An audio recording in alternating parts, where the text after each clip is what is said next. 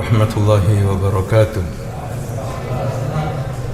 إن الحمد لله نحمده ونستعينه ونستغفره ونتوب إليه ونعوذ بالله من شرور أنفسنا وسيئات أعمالنا. من يهده الله فلا مضل له ومن يضلل فلا هادي له. أشهد أن لا إله إلا الله وحده لا شريك له وأشهد أن محمدا عبده ورسوله. يا أيها الذين آمنوا اتقوا الله حق تقاته ولا تموتن إلا وأنتم مسلمون. يا أيها الناس اتقوا ربكم الذي خلقكم من نفس واحدة وخلق منها زوجها وبث منهما رجالا كثيرا ونساء واتقوا الله الذي تساءلون به والأرحام إن الله كان عليكم رقيبا. يا أيها الذين آمنوا اتقوا الله وقولوا قولا سديدا يصلح لكم أعمالكم ويغفر لكم ذنوبكم ومن يطع الله ورسوله فقد فاز فوزا عظيما. أما بعد فإن أصدق الحديث كتاب الله وخير الهدي هدي محمد صلى الله عليه وسلم وشر الأمور محدثاتها وكل محدثة بدعة وكل بدعة ضلالة وكل ضلالة في النار. إخواني في الدين رحمكم الله، أوصيكم ونفسي بتقوى الله فقد فاز المتقون. Para jamaah yang dimuliakan Allah Subhanahu wa taala, pada malam hari ini kita akan membaca satu dua hadis Nabi yang menceritakan tentang beberapa peristiwa yang bisa kita ambil pelajaran dari hadis-hadis Nabi ini.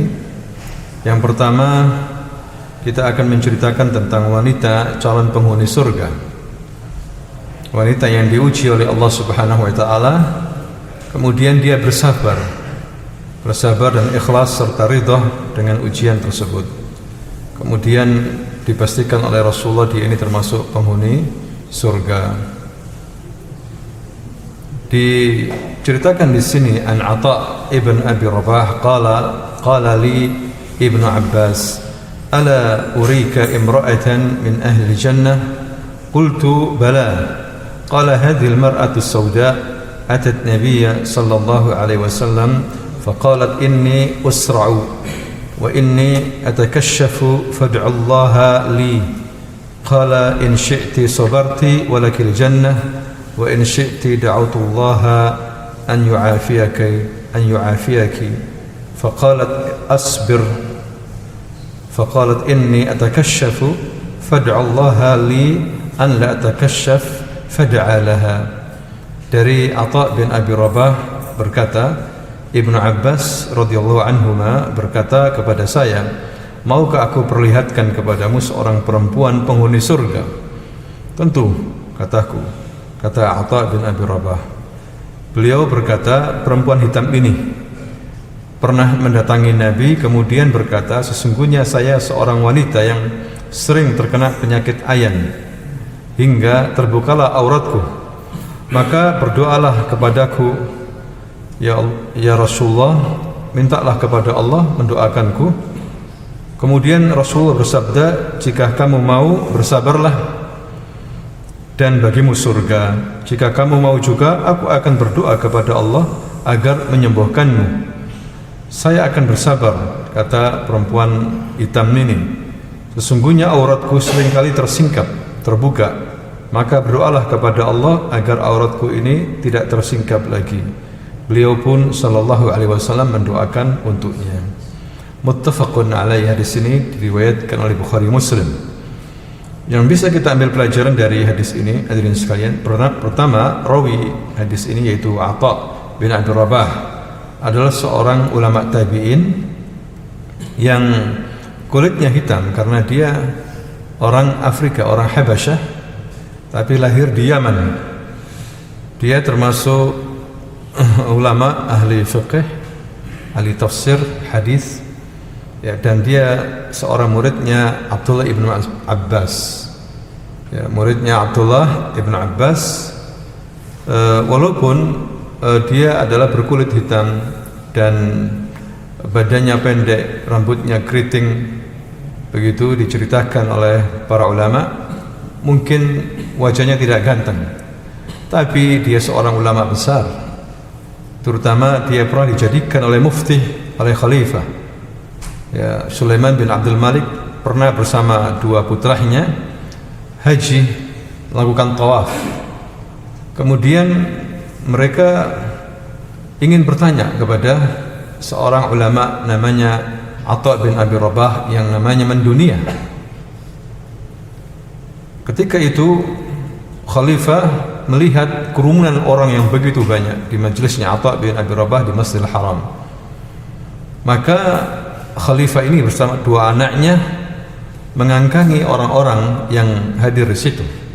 Ditegurlah khalifah ini oleh Atha bin Abi Rabah, "Wahai khalifah, berhentilah kamu tidak boleh menyakiti orang." Maka disitulah kemudian hadirin sekalian, Sulaiman bin Abdul Malik, seorang khalifah yang juga mendunia namanya, banyak jasanya, ngomong sama anaknya, "Wahai putraku, jadilah orang seperti dia. Dialah ulama. Baru kali ini aku dihentikan oleh seseorang." Ya, maka bertemulah khalifah ulama dengan Atha bin Abi Rabah ini, seorang ulama ahli Mekah. Kemudian khalifah ini bertanya, "Siapa kamu sebenarnya?" Maka dia mengatakan, "Aku Atha bin Abi Rabah." Ya, "Bagaimana namamu mendunia ini?" Dia mengatakan, "Itu terserah orang mengatakan seperti itu. Tapi aku jelas, aku belajar di sini selama 30 tahun aku tidak pernah keluar dari Masjidil Haram. Selama 30 tahun tidak keluar dari Masjidil Haram." Maka sejak saat itu khalifah mengumumkan kepada manusia ketika haji, mulai hari ini tidak boleh berfatwa masalah agama kecuali Atha bin Abi Rabah, ya, seorang ulama tabi'in. Atha bin Abi Rabah pernah menceritakan, "Qala li Ibnu Abbas," berkatalah kepadaku Ibnu Abbas. Ibnu Abbas sepupu Nabi Muhammad sallallahu alaihi wasallam. Ya, anaknya Abbas. Ibnu Abbas termasuk ulama sahabat, walaupun usianya masih muda, bahkan tersohor dia dalam masalah tafsir. Dan dia pernah didoakan oleh Nabi. Nabi pernah mendoakan Abdul Ibnu Abbas ini dengan doanya yang masyhur, yaitu Allahumma faqihhu fid din wa 'allimhu ta'wil. Ya Allah, pahamkan anak kecil ini masalah agama dan ajarkan dia masalah tafsir. Maka dia tersohor dalam masalah ilmu agama, terutama masalah tafsir, Abdullah ibn Abbas. Kemudian Ibnu Abbas mengatakan kepada Atha bin Abi Rabah, "Ala urika imra'atan min ahli jannah?" Maukah aku tunjukkan kepadamu ya Atha seorang wanita termasuk penghuni surga? Maka Atha mengatakan, "Qultu bala." "Iya, wahai tuan guru." Qala hadhil mar'atu sauda, inilah wanita yang hitam ini. Ya, wanita hitam. Ya, wanita hitam ini dulu katanya Ibnu Abbas pernah mendatangi Nabi, ya, dan kemudian dia berkata, "Inni usra'u." As-sar'u ada dua macam as-sar'u ini, hadirin sekalian. Penyakit bisa jadi karena ketempelan jin, kemasukan atau kerasukan jin, atau dia ini penyakit ayan, ya, dari urat atau yang lainnya. Nah, ini bisa disembuhkan secara medis. Tapi kalau kerasukan jin, nah ini bisa diruqyah dengan ruqyah syar'iyah yang diajarkan oleh Nabi sallallahu alaihi wasallam, yaitu dengan zikir-zikir dari hadis Nabi yang sahih maupun dibacakan ayat-ayat Allah Subhanahu wa taala dalam Al-Qur'an. Ini kalau kerasukan setan atau jin. Wanita ini mengatakan, "Inni usra'u," saya ini punya penyakit ayan dan aku selalu membuka auratku apabila kambuh penyakitku ini. Ya Rasulullah, doakanlah aku kepada Allah. Ya, maka Rasulullah mengatakan, "In syi'ti sabarti walakil jannah." Jika kamu ingin, kamu sabar, maka kamu dapat surga. Ya, wa in syi'ti da'utullaha an yu'afiyaki. Jika kamu juga ingin, aku akan doakan supaya disembuhkan penyakit. Jadi Rasulullah mempunyai dua opsi, memberikan dua opsi di sini. Kalau kamu sabar, maka kamu surga dengan penyakit ini. atau aku doakan supaya penyakitmu ini disembuhkan sama Allah Subhanahu wa taala. Maka wanita ini, hadirin sekalian, memilih sabar. Faqalat asbir. Ketika mendengarkan surga, in sabarti lakil jannah, maka dia mengatakan asbir ya Rasulullah. Aku sabar ya Rasulullah. Ya, tapi doakan satu saja. Kalau aku penyakitku datang ini, aku tidak membuka auratku. Walaupun aku sakit, tidak ada masalah. Saya akan tanggung demi menggapai apa? Surga. Nah ini maksud daripada wanita ini, hadirin sekalian. Maka Rasulullah mendoakan, bukan mendoakan kesembuhan, tapi mendoakan agar auratnya tidak terbuka kalau datang penyakitnya. Pertama yang bisa kita ambil pelajaran dari hadis ini adalah Rasulullah SAW, katanya Ibnu Abbas, menentukan penghuni surga. Ya. Di zaman Nabi ada beberapa sahabat yang dipastikan masuk surga, seperti wanita ini, Imra'atus Sauda, padahal dia adalah wanita hitam, hadirin sekalian. Terus banyak lagi seperti Khulafaur Rasyidin, Abu Bakar wa Umar wa Uthman wa Ali wa al-ashra al-mubasysyaruna bil jannah, ada 10 orang itu. Ya, di samping Khulafaur Rasyidin ada 10 orang seperti Zubair bin Awwam, Talha bin Ubaidillah, Abdurrahman bin Auf, ya, dan yang lainnya. Begitu juga Hasan Hussein cucunya, ya, begitu juga Ashabul Badr, orang-orang yang terlibat dalam perang Badar, jumlah mereka sekitar 313. Begitu juga yang terlibat dalam perjanjian Hudaybiyah atau Bai'atul Ridwan, jumlah mereka sekitar 1.400 orang. Semua ini masuk surga. Ya. Ada juga Allah Subhanahu wa taala beritahukan kepada kita penghuni surga itu secara umum orang-orang yang bertakwa. Orang-orang apa? Yang bertakwa. Enggak disebutkan nama, tapi disebutkan amalan mereka, sifat mereka. yakni mereka ini muttaqin. Sebagaimana Allah SWT mempersiapkan surga untuk apa? Al-muttaqin, uiddat lil muttaqin. Ya, Allah persiapkan surga ini untuk apa? Orang yang bertakwa. Ya, amalannya bagus, maka berhak untuk mendapatkan surga. Siapapun. Ya, mudah-mudahan kita termasuk hadirin sekalian penghuni surga. Amin ya rabbal alamin. Seperti Allah berfirman dalam surah Al-Bayyinah ayat 7 sampai 8 ini, innal ladzina amanu wa 'amilus salihati ulaika hum khairul bariyah. Sesungguhnya orang-orang yang beriman dan beramal saleh, merekalah sebaik-baik makhluk. Jazaohum 'inda rabbihim jannatu 'adnin tajri min tahtiha al-anharu khalidina fiha abada radhiyallahu anhum wa radu an. Dzalika liman khasyiya rabbah. Balasan bagi mereka di sisi Rabb mereka adalah surga-surga Aden yang mengalir di bawahnya sungai-sungai, mereka kekal di dalamnya selama-lamanya. Allah meridhai mereka dan mereka ridha kepada Allah. Yang demikian itu adalah bagi yang takut kepada Rabb-nya. Ya, di sini Allah menegaskan orang yang beriman dan beramal saleh, ya, dia adalah akan masuk surga. Ya, iman wal amal saleh. Tapi amal saleh di sini adalah apa? Sebab untuk mendapatkan rahmat Allah. Hadirin sekalian. Karena Nabi pernah mengatakan tidak ada seorang pun yang masuk surga dengan amalnya. Ya, illa birahmatillah, kecuali rahmat dari Allah Subhanahu wa taala. Jadi amal saleh sebab mendapatkan rahmat Allah Subhanahu wa taala. Kalau dibandingkan amal kita dengan surga, tidak ada artinya amal kita, hadirin sekalian. Surga begitu mewah, luar biasa surga ini. Ya. Amal kita sedikit. Misalnya Nabi mengatakan rakaatul fajri khairum minad dunya wa ma fiha.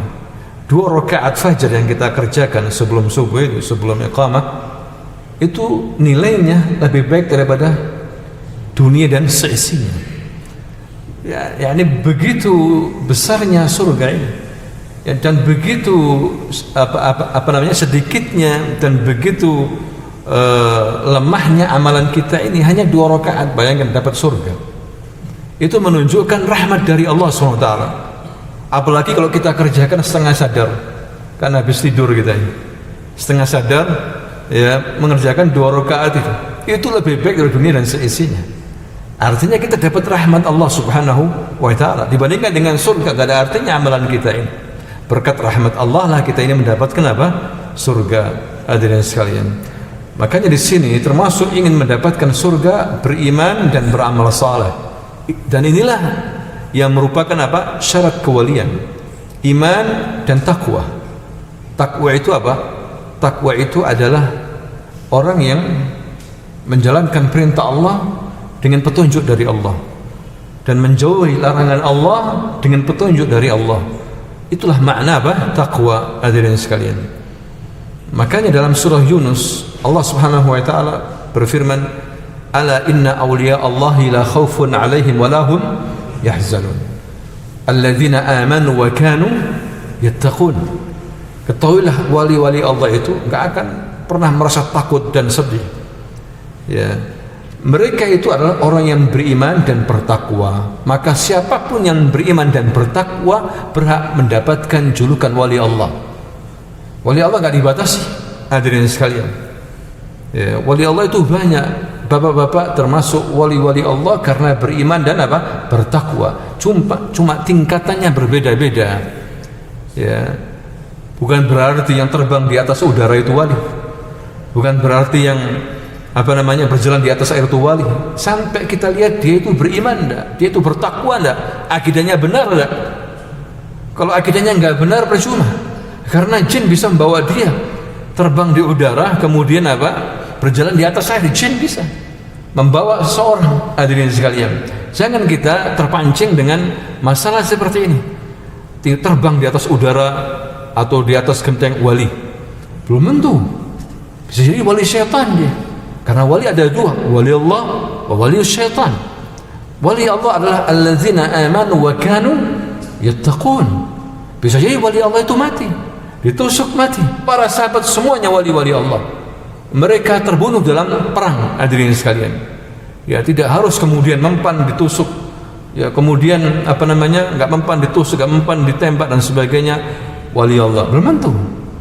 Ya, yang penting mereka itu beriman dan bertakwa. Nah, ini banyak para di antara saudara kita ini salah dalam memahami arti wali. Kembali kepada firman Allah di sini, hadirin sekalian. Jadi ada orang-orang yang memang Rasulullah tentukan nama-namanya. Mereka itu penghuni surga. Maka kita tidak bisa memastikan nama-nama penghuni surga kecuali yang ditentukan oleh Allah dan Rasulnya. Ya, kecuali tadi itu yang memang Allah Subhanahu wa taala sebutkan sifat-sifat mereka. Ya, seperti hamba-hamba Ar-Rahman, wa ibadur rahmanil ladzina yamshuna 'alal ardi hauna wa idza khatabahumul jahiluna qalu salama wal ladzina yabituna li rabbihim sujada wa qiyama, dan seterusnya. Allah menyebutkan hamba-hamba Ar-Rahman yang nanti akan masuk surga adalah ketika mereka itu berjalan ya di muka bumi, disapa sama orang-orang jahil tidak marah. Ya, dia hanya mengucapkan salam. Assalamualaikum, assalamualaikum. Ya, tidak meladeni perdebatan mereka yang enggak manfaat. Kalau manfaat diladeni, tapi kalau hanya olok-olokan mengucapkan salam. Dan mereka selalu salat malam, sujada wa qiyam, dan seterusnya. Ya, jadi Allah tidak menyebutkan nama-nama tapi sifat dan amal mereka. Maka hendaklah kita kejar ini amalan-amalan ini supaya kita menjadi penduduk surga, hadirin sekalian. Kemudian berikutnya yang bisa kita ambil daripada ayat ini, hadirin sekalian, hadis Nabi ini, bahwasanya tadi itu setan bisa menyamar dengan masuk ke tubuh manusia. Dan itu sering kita lihat di masyarakat kita. Ya, bahkan mengajak bicara. Ya, ternyata yang bicara itu bukan suara dia, tapi suara jin, suara setan. Ya, begitu beda, mungkin lebih besar atau beda. Hadirin sekalian, ini menunjukkan bahwasanya jin bisa masuk ke tubuh manusia. Orang-orang yang lupa zikir, orang-orang yang lemah, sakit, itu bisa dirasuki oleh jin. Dan itu tidak bisa kita pungkiri. Ya, orang-orang yang dirasuki oleh jin, dimasuki oleh jin, tidak seperti biasanya. Dia itu berjalan tidak tenang jalannya, bisa juga miring atau jatuh dan sebagainya. Ya, sebagaimana dikatakan oleh Allah Subhanahu wa taala pada hari kiamat, orang yang suka makan riba, orang yang bermuamalah riba dan ridho dengan riba. Allah Subhanahu wa taala berfirman dalam surah Al-Baqarah 275, "Alladzina ya'kuluna ar-riba la yaqumuna illa kama yaqumul ladzi yatakhabbathu asy-syaitanu minal mas." Alladzina ya'kuluna ar-riba, orang-orang yang makan riba, la yaqumuna, mereka tidak berdiri dengan pas nanti pada hari kiamat, tidak berdiri selayaknya orang berdiri, illa kama yaqumul ladzi yatakhabbathu asy-syaitanu minal mas, kecuali seperti dia disambar oleh setan, disentuh oleh setan, dimasuki, dirasuki oleh setan. Nah, begitulah keadaan orang yang memakan riba, seperti orang kerasukan setan. Di sini menunjukkan orang yang kerasukan setan itu yang berbicara bukan orangnya tapi setan. Ini pernah terjadi, hadirin sekalian, diriwayatkan Imam Ahmad, Rasulullah SAW dihentikan oleh seorang wanita yang membawa putranya kerasukan jin. Ya, kemudian Rasulullah mengajak bicara dan mendoakan jin ini akhirnya keluar. Dan juga terjadi pada zaman Syekhul Islam Ibnu Taimiyah rahimahullah, ya, ketika didatangkan seseorang yang kena jin, seorang laki-laki, maka Syekhul Islam Ibnu Taimiyah ini mengajak dialah, ya fulan, wahai jin, keluarlah kamu, bertakwalah kamu kepada Allah. Maka jin ini mengatakan, la ya Syekh, saya tidak mau keluar, saya mencintai dia. Maka Syekh Ibnu Taimiyah mengatakan, dia tidak mencintai kamu, keluarlah, saya ingin umroh bersamanya, dia tidak ingin umroh bersamamu, keluarlah.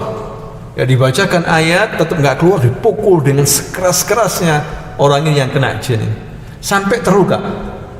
Akhirnya jin ini mengatakan, baik ya Syekh, aku menghormati kamu, aku keluar. Maka keluar, ya, keluar jin wanita ini. Dan kemudian kaget laki-laki ini di hadapannya seorang ulama besar, Syekhul Islam Ibnu Taimiyah, dan dia mengatakan, kok bisa saya berhadapan dengan kamu ya Syekh? Apa kamu tidak terasa tadi saya pukul keras sampai luka seperti ini? Saya tidak terasa. Nah, di sini menunjukkan, hadirin sekalian, terkadang manusia itu dirasuki oleh setan, tapi dia tidak terasa, ya, sampai kemudian setan ini atau jin ini keluar. Nah, caranya agar bisa keluar setannya itu diruqyah, sebagaimana tadi dibacakan oleh Nabi ayat-ayat ruqyah, seperti membaca surah Al-Fatihah. Al-Fatihah termasuk surah ruqyah. Nama lainnya ruqyah, atau ayat kursi, atau muawwidzatain, An-Nas sama Al-Falaq, dan Qul huwallahu ahad, atau ayat-ayat yang lainnya.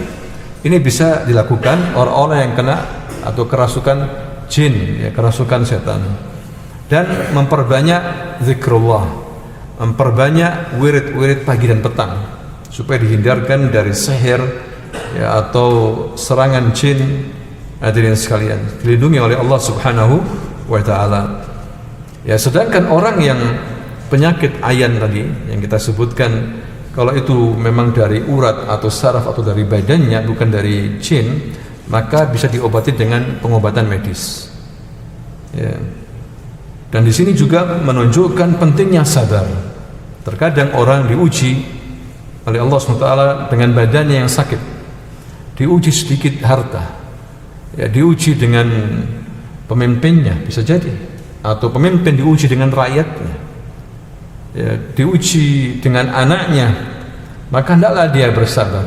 Sebagaimana perempuan ini memilih sabar, dan hidup ini harus ada sifat sabar. Sabarnya ada 3 macam, ya. Sabar dalam hal ibadah kepada Allah, kita diuji oleh Allah Subhanahu wa taala, hadirin sekalian, melaksanakan kewajiban ini seperti salat 5 waktu, ya, puasa Ramadan, haji dan umrah bila yang mampu pergi ke sana, kemudian menunaikan zakat dan ibadah-ibadah yang lainnya. Ini ibtilaat, dan inilah dunia darul bala, ya, darul bala. Sedangkan akhirat surga darul jaza. Di dunia yang ada hanya ibtila wala hisab. Sedangkan akhirat la hisab walakin al jaza. Dunia ini adalah ujian, amalan, darul amal wal ibtila. Ya, tidak ada hisab. Orang yang berbuat kriminal pun bisa lolos di dunia ini, bisa lolos, tapi di akhirat tidak bisa lolos. Penjahat perang pun bisa lolos di dunia ini karena punya kekuasaan dia, tapi di akhirat tidak bisa lolos. Di akhirat yang ada hanya jaza, balasan-balasan. Kalau dia min ahlil khair falahul jannah, kalau dia min ahli syar fa alaihin nar. Ya, yang ada hanya balasan-balasan, wala amal, tidak ada amal. Tidak ada lagi amalan beribadah, yang ada hanya jaza, balasan dari Allah Subhanahu wa taala. Ahli surga dimanja habis oleh Allah nanti, hadirin sekalian. Ya, nikmat, ya, darun na'im. Seperti itu. Kemudian kisah berikutnya diceritakan oleh Nabi sallallahu alaihi wasallam. Dikatakan di sini, an Abil Fadl Al-Abbas bin Abdul Muttalib radhiyallahu anhu qala syahidtu ma'a Rasulillah sallallahu alaihi wasallam yawm Hunain falazimtu ana wa Abu Sufyan bin Haris bin Abdul Muttalib Rasulullah sallallahu alaihi wasallam falam nufariqhu wa Rasulullah sallallahu alaihi wasallam ala ba'latin aw baghlatin lahu bayda ahdaha lahu Farwah ibnu Nufathah al-Hudami falamma iltaqa al-muslimuna wal-kuffar wala al-muslimun mudbirin fatafiqa Rasulullah sallallahu alaihi wasallam yarqudu baghlatahu qibala al-kuffar qala Abbas wa ana ajidu bilijamin ba'latin Rasulullah sallallahu alaihi wasallam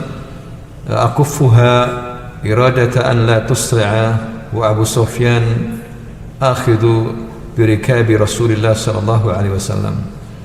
Ya, dikatakan di sini dalam hadis yang sahih, hadirin sekalian, dari Abu Fadl Abbas bin Abdul Muttalib.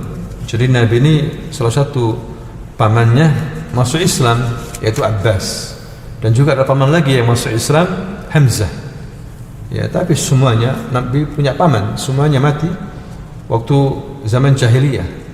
Termasuk pamannya yang masih hidup saat itu bersama Rasulullah, yaitu Abu Talib, paman yang baik, tapi dia menolak untuk mengucapkan la ilaha illallah di akhir hayatnya.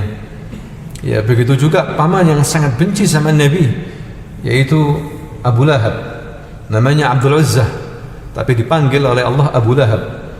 Ya, Abu Lahab, dan dijamin dia masuk neraka karena mengganggu dakwah Rasulullah sallallahu alaihi wasallam. Ya, dikatakan di sini Abul Fadl yaitu Abbas, paman Nabi yang masuk Islam ketika Fathu Makkah. Ya, dia mengatakan, saya menyaksikan perang Hunain bersama Rasulullah. Saya dan Abu Sufyan bin Haris bin Abdul Muttalib terus bersama Nabi, dan kami sama sekali tidak berpisah dengan beliau. Sementara Rasulullah SAW berada di atas bighalnya yang warnanya putih miliknya. Tatkala kaum muslimin bertemu dengan kaum musyrikin, kaum muslimin sempat terpukul mundur ke belakang. Kemudian Nabi memacu bighalnya, beliau ke arah orang-orang kafir, dan saya memegang tali kekang bighal Rasulullah. Saya menahannya dengan tujuan agar larinya tidak terlalu kencang, sedangkan Abu Sufyan memegang tunggangan Rasulullah. Ini menunjukkan syaja'atun Nabi, keberanian Nabi. Di saat umat Islam, pasukan muslimin mundur, kacau balau, justru Nabi mengendarai bighalnya ini. Bighal ini binatang, hadirin sekalian, hasil daripada perkawinan antara kuda dengan himar. Kuda dengan apa? Himar. Himarnya jantan, kudanya betina. Kawin, kemudian lahirlah apa? Ini disebut dengan bighal, campuran. Dan itu dipakai oleh Nabi ketika perang Hunain. Ya, perang Hunain ini setelah terjadi Fathu Makkah. Ya, jadi Fathu Makkah Rasulullah membawa 10 pasukan. Nah, ketika Fathu Makkah terjadi, banyak sekali manusia masuk Islam, sehingga ikut serta dalam perang Hunain ini 2.000 orang ahli Makkah. Sehingga semuanya berapa? 12.000. Ya, memerangi orang-orang Hunain di daerah Saqif, orang Saqif yang Rasulullah mendengar dari intelijennya mereka mempersiapkan pasukan untuk menggempur Rasulullah. Maka Rasulullah mendatangi mereka lebih dulu. Ya, dan jumlah mereka tidak banyak.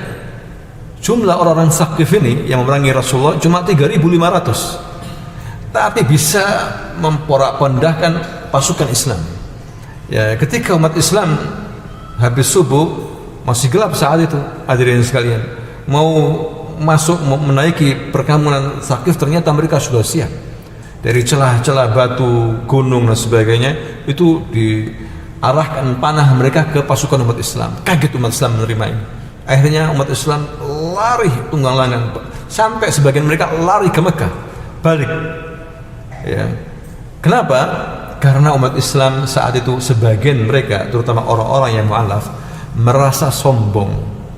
Ya, mereka dengan jumlah yang 12.000 ini merasa akan menang. Kita dengan jumlah pasukan tidak mungkin dikalahkan. Ternyata kalah. Padahal pasukan musuh jumlahnya berapa? 3.500 orang melawan 12.000 pasukan umat Islam, dan di situ ada Rasulullah Shallallahu Alaihi Wasallam. Kalah, hadirin sekalian. Banyak di antara para sahabat kena panah. Nggak tahu ribuan panah begitu cepat menyerbu mereka tiba-tiba. Ya, sehingga para sahabat kena banyak luka panah dan lari tunggang langgang. Tapi Rasul tetap pada sikapnya, dia justru mendatangi pasukan musuh dengan cepatnya, sehingga Abbas bin Abdul Thalib memegangi kudahnya, dan juga ada keluarga Rasul tadi itu memegangi pelanah kudahnya atau palihnya, agar Rasul tidak terlalu cepat ya menghampiri musuh. Ini menunjukkan bahwa Rasul tidak hanya ngomong saja sebagai komandan, tapi dia juga turun langsung, bahkan dia menyuruh pasukan musuh sendirian di saat umat Islam lari ketakutan, hadirin sekalian. Nah, ini terjadi pada perang Hunain. Ya, kemudian diteruskan di sini, Rasulullah Shallallahu Alaihi Wasallam berkata, ya Abbas, serulah kepada mereka ini, umat Islam yang lari ini, ya ashabus samurah, ya ashabus samurah. Abbas berkata, saya adalah orang yang mempunyai suara yang sangat lantang. Ya, makanya dipilih oleh Rasulullah agar berteriak-teriak agar mereka umat Islam kembali, jangan lari. Begitu.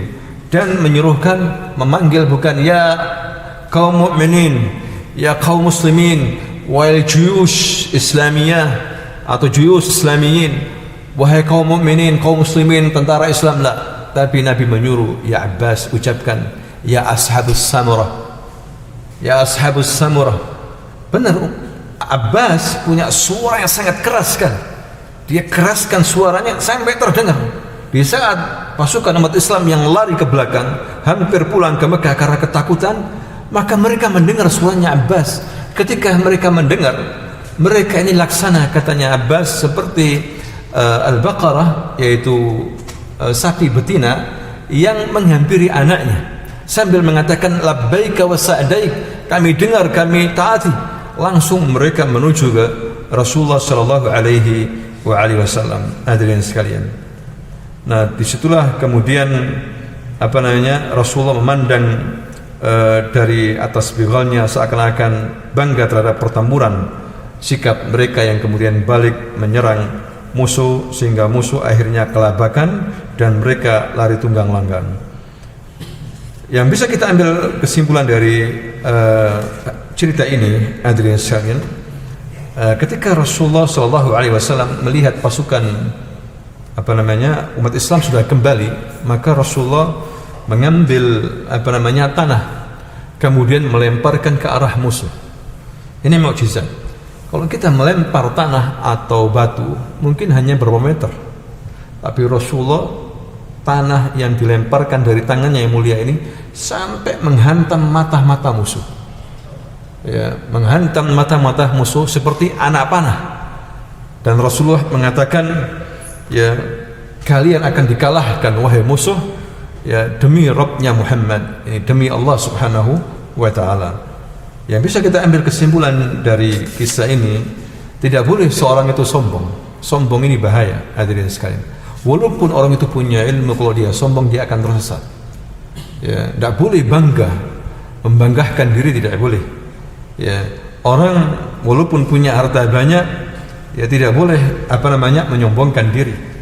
Dan ini yang terjadi ketika waktu perang Hunain. Jadi umat Islam dikalahkan dalam peperangan walaupun ada Nabi. Ada dua peristiwa besar. Pertama, perang Uhud. Ya, perang Uhud itu pertama menang, tapi akhirnya dihabisi sama pasukannya Khalid waktu belum masuk Islam. Sampai Rasulullah terluka, hadirin sekalian. Gigi gerahamnya dua ini putus. Kemudian gigi serinya, bukan gigi geraham, gigi serinya. Ya, kemudian juga pipi Rasulullah kena baju besinya. Ya, sehingga lubang ini. Dan Rasul diusulkan mati, jatuh ke dalam lubang, diusulkan mati, dan wajahnya berdarah-darah. Kenapa kalah dalam perang Uhud? Awalnya hadirin sekalian, karena maksiat. Rasul sudah ngatur strategi yang sangat bagus sekali. Jumlah yang sedikit, 700 orang melawan 3.000 pasukan musyrikin. Awalnya bagus sudah. Rasul menempatkan 50 rumah, yaitu pemanah ulung, di suatu bukit, di bawah bukit Gunung Uhud itu. Ya, Rasul berpesan, la tanzil, jangan kalian turun. Nusirna au ghulibna, jangan coba-coba kalian turun walaupun kita menang atau kalah. Lindungi punggung-punggung kami dengan anak panah kalian. Lalu dilakukan. Ternyata pasukan musyrikin lari tunggang langgang. Ini babak pertama, dan meninggalkan harta benda. Maka orang-orang pemanah ini mengatakan, selesai sudah peperangan, kenapa kita di sini? Mari kita turun mengambil ghanimah, rampasan perang. Pemimpin mereka mengatakan jangan. Bukankah Rasulullah Shallallahu Alaihi Wasallam berwasiat jangan turun walaupun kita menang maupun kalah? Tapi mereka tidak menggubris. Disitulah pasukan Khalid bin Walid melihat dari jauh, ternyata kekuatan umat Islam ini ada pada pasukan panah. Maka dia dan pasukannya berkuda, kemudian lewat belakang menaiki gunung, dihabisin. Pasukan Rasulullah ini ada 70 orang yang meninggal dunia yang sebagai syahid, termasuk Hamzah, pamannya Nabi. Karena apa? Maksiat, satu maksiat kalah, hadirin sekalian. Jadi pertempuran tidak boleh maksiat, apalagi meninggalkan sholat, apalagi ada yang berbuat syirik, mustahil menang. Padahal mereka ada Rasulullah saat itu, kalah karena maksiat.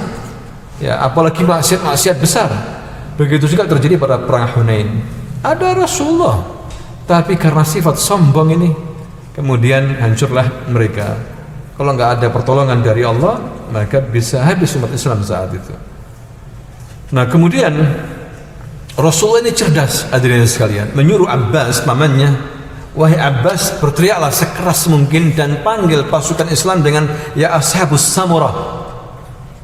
Kenapa Rasul mengatakan begini? Apa itu samurah? Samurah itu daerah, ada yang mengatakan pohon, di Hudaybiyah. Disitulah umat Islam waktu itu baiat, hadirin sekalian, membaiat Nabi. Jumlah mereka sekitar 1.400 orang.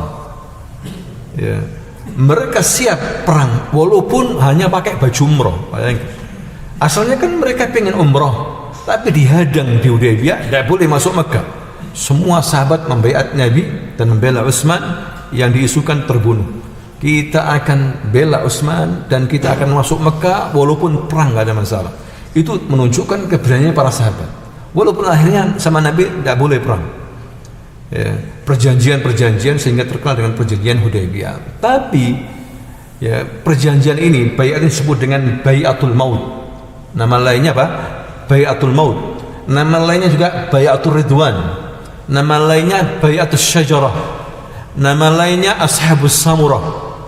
Nabi mengingatkan mereka, bukankah kalian dulu berani ya ashabus samurah, sampai nggak ada senjata perang pun kalian mau perang sama orang Quraisy?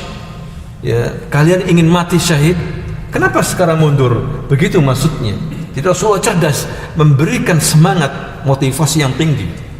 Ya, memanggilnya dengan julukan-julukan ketinggian, keberanian. Begitu seharusnya seorang pemimpin, bukan ngomong biasa. Ya jamaah, ya kumpul lagi lah, ya ashabus samurah, ya ashabul jannah. Ya, begitu seharusnya pemimpin, dan Rasulullah serukan itu, ya ashabus samurah. Ketika didengar oleh sahabat, langsung sahabat balik ingat, oh iya, kita jangankan seperti dulu, kita nggak ada senjata untuk perang pun, senjata yang lengkap untuk perang, kita siap walaupun pakai baju umrah, pakai baju ihram, maksudnya kita siap untuk apa? perang sama orang Quraisy, lah kok kita mundur? Maknanya seperti itu, hadirin sekalian. Makanya Abbas disuruh oleh Rasulullah mengatakan apa? Ya Abbas Samurah, ya Ashabus Samurah, ta'alu. Mari kita. Begitu. Abbas tidak mengatakan ya kaum mukminin, ya muslimin. La. Ya Ashabus Samurah. Ya, apa itu Ashabus Samurah? Orang-orang yang terlibat dalam perjanjian apa? Hudaybiyah, yang semuanya kata Nabi dijamin masuk surga. Dijamin masuk apa? Surga. Ya, dan diridhoi oleh Allah Subhanahu wa taala. Allah berfirman dalam surah Al-Fatih ayat 18 itu, laqad radiyallahu 'anil mu'minina id yubayyi'unaka tahta asy-syajarah. Laqad radiyallahu 'anil mu'minin, dan Allah telah ridha kepada orang-orang yang beriman yang mereka itu membaiat kamu ya Muhammad di bawah pohon. Man haula? Ashabus Samurah. Hadirin sekalian, semuanya masuk surga. Ya, Nabi mengatakan juga dalam hadis yang sahih, la yadkhul nar ahadun mimman bai'a tahta syajarah. Tidak akan masuk neraka seorang pun yang pernah terlibat dalam bai'atus syajarah. Membaiat Nabi di pohon apa? Pohon Hudaybiyah, Samurah. Ada yang mengatakan inilah pohon namanya Samurah. Yang kemudian pada era Umar bin Khattab, pohon ini tumbuh rindang besar sekali daripada pohon-pohon yang lain. Akhirnya orang lupa dengan sabda-sabda Nabi, sehingga orang banyak dari beberapa daerah datang ke pohon itu mencari berkah. Mencari apa? Berkah atau ngalap berkah. Wah, ini bahaya. Ketika Umar melihat gelagat ini, dipotong pohon itu. Ya, nggak peduli dia dituduh menghancurkan situs-situs bersejarah. Ya, ini berbahaya. Ini adalah sarana kesyirikan, ditebang pohon itu. Bahaya kalau diteruskan. Akhirnya orang kirim surat di situ, menaruh senjatanya di situ, ngalap berkah di situ. Ini kesyirikan, ditebang sama Umar, tidak peduli. Yang menghalangi disikat. Nah, begitulah hadirin sekalian, dakwah tauhid. Ya, ini bahaya sekali. Ya, kalau orang sudah mulai mengkultuskan, mengeramatkan pohon, ditebang. Ya, ini bahaya karena ini sarana kesyirikan. Itu terjadi walaupun ayat itu masuk dalam Al-Quran. Ya, artinya pohon itu masuk dalam apa? Al-Quran. Disebut ke Al-Quran syajarah, satu pohon besar, yaitu pohon ditebang sama Umar. Karena apa? Ini adalah sarana apa? Kesyirikan. Ya, seperti itu. Nah, itulah yang terjadi pada sahabat-sahabat Nabi, hadirin sekalian, dan ini adalah suatu peringatan. Ya, terkadang orang beriman, orang yang sudah baik khair, kalah dalam peperangan. Tapi katanya para ulama, semuanya itu wal aqibatu lil muttaqin. Tetap hasil terbaiknya milik orang yang bertakwa. Walaupun kalah. Bisa jadi mungkin Allah menginginkan dia mati syahid. Ya, terkadang kalah, tidak harus menang. Walaupun ahlul haq, terkadang kalah.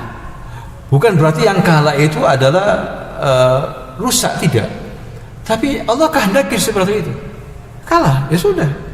Ya, tapi beda. Dia termasuk ahli surga insyaallah. Apalagi perang dalam membela agama Allah Subhanahu wa taala. Kalau mati apa? Syahid, hadirin sekalian. Mati syahid walaupun kalah. Ya, enggak peduli hasilnya. Dan itu terjadi pada zaman Nabi, tidak hanya zaman kita sekarang ini, zaman Nabi pun. Ya, tetap seperti dikatakan di sini oleh Allah SWT dalam surah Hud ayat 49, fasbir innal aqibata lil muttaqin. Sabarlah dengan cobaan dari Allah.